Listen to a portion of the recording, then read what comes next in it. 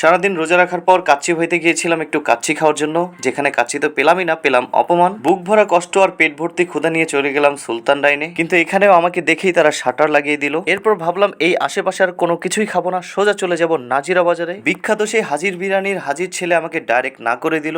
এই অপমান সইতে না পেরে পাশেই ছিল বিউটি লাচ্ছি, বিউটি লাচ্ছি থেকে এক গ্লাস বিউটি লাচ্ছি খেলাম। এরপরে ভাই হানিফ বিরিয়ানি সিরিয়াল দেখে পুরো মাথা নষ্ট অবস্থা হইলো, কি আর খাবো, শুধু তামসাই দেখে গেলাম।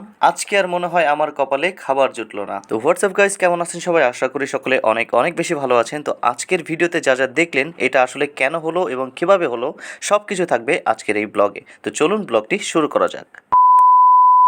ঘটনাটা শুরু হয় ইফতারের ঠিক আগ মুহূর্তে। হঠাৎ করে আমার রুমমেট অনেক ভাই আমাকে বলল, ভাই চলেন আজকে বাইরে ইফতার করি। তো যেই ভাবা সেই কাজ, দুই ভাই একেবারে মাঞ্জা মেরে বের হয়ে গেলাম, কারণ আশেপাশে ভালো কোনো রেস্টুরেন্ট পাইলে সেখানে আজকে ইফতার করব। বাসার খুব নিকটেই ছিল কাচ্চি ভাই এবং সুলতান ডাইনের দুইটি আউটলেট, তাই ভাবলাম আজকে সেখান থেকে ইফতারটা করে নিই। কিন্তু ভাইরে ভাই, আমাদের জানা ছিল না রমজান মাসে এইসব আউটলেটগুলোতে প্রায় অনেক আগে থেকেই বুকিং করা থাকে।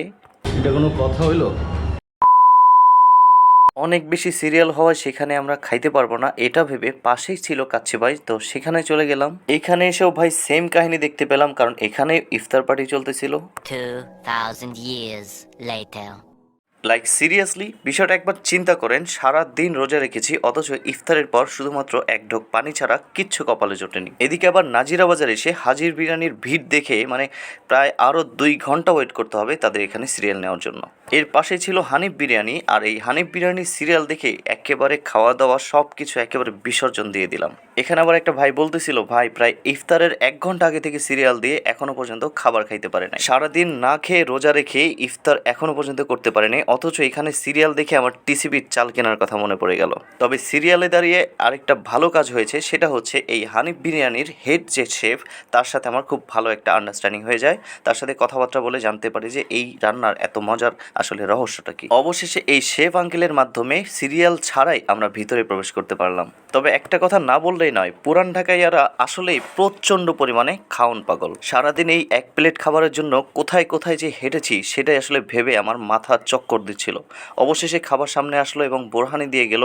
ওদের বোরহানির টেস্টটা সত্যি অসাধারণ। তো যাই হোক, খাবার সামনে রেখে এত কথা বলতে নাই, চলেন এবার খাওয়া শুরু করি। ও আরেকটা কথা বলে নেই, আমাদেরকে এই ক্যামেরা দেখে তারা একটু বেশি মাংস দিয়েছে কিনা এটা আমার একটু সন্দেহ হচ্ছে। এছাড়াও পাশে থাকা ওয়েটারটা আমাদেরকে অনেক ভালোভাবে সার্ভিস দিচ্ছিল। আর এই যে ভাইরে ভাই, অনেক ভাই সারাদিন না খেয়ে থেকে এত পরিমাণ ক্ষুধার্ত ছিল যে সে মরিচটা পর্যন্ত ছাড়লো না, সাথে সাথে খেয়ে নিল। তো যাই হোক, খাবারের মান মোটামুটি ওভারঅল সব দিক থেকে পারফেক্ট ছিল। তবে বেশি প্যারা খাইছি হচ্ছে এই সিরিয়ালের জন্য। তবে একটা কথা বলে রাখি, এই রমজান মাসে যদি আপনারা আসেন তাহলে অবশ্যই এইভাবে একটু সময় নিয়ে আসতে হবে।